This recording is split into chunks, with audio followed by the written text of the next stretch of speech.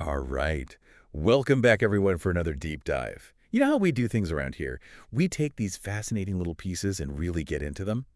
Today, we're diving into something pretty powerful, even though it's just a short phrase.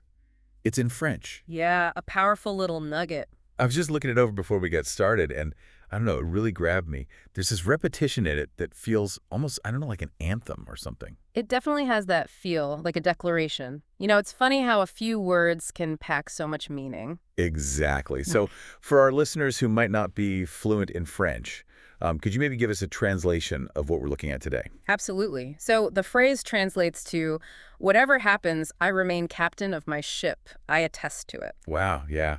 I can see why I was getting that anthem feeling. I remain captain of my ship.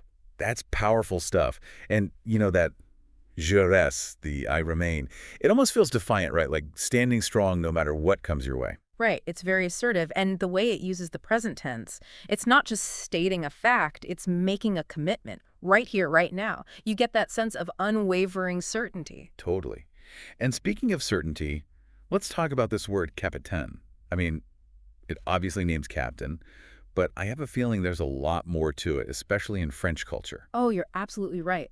Think about the image of a capitaine in French culture.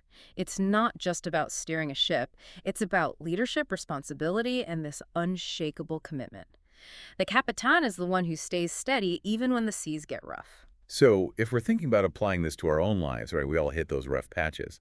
But this idea of I remain captain of my ship, it's like a mantra for resilience. It's that voice inside reminding us that we have the power to navigate through anything. Exactly. It's about taking ownership, staying in control, even when things feel chaotic.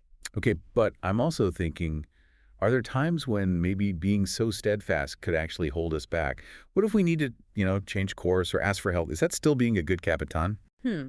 That's a really interesting point. It kind of challenges us to think about what responsible captaincy really looks like, right? Because it's not always about going it alone. Maybe there's wisdom in knowing when to adjust the sails or to even seek guidance from your crew. Right, knowing when to delegate, to collaborate. That makes a lot of sense. Now, there's one more piece of this phrase that I want to touch on, that final je l'atteste. It's so definitive, like signing your name on a personal manifesto. What's the nuance there? Yeah, you're right. It's almost like the speaker is bearing witness to their own declaration. I attest to it. It reinforces that commitment. It underscores their determination to stay in command, to really be the master of their fate. That's amazing. We've unpacked so much meaning from just this one little phrase. But before we wrap up, I want to throw this out there. Do you think this captain of your ship approach is always the best way to go? Are there ever times when maybe letting go of the helm, even momentarily, could be the wiser move? That's a really thought-provoking question. It makes me wonder if maybe true captaincy lies in recognizing our own limitations, in understanding when to steer boldly, and when to seek the support of our crew. Wow, that's a fantastic point. This deep dive has been so insightful. We've explored this idea of being captain of your own ship from all angles, and now we're going to leave you with this. How might this idea, with all its nuances and complexities, impact your own choices and actions? It's definitely something to ponder. Thanks for joining us, and we'll see you next time for another deep dive. See you next time.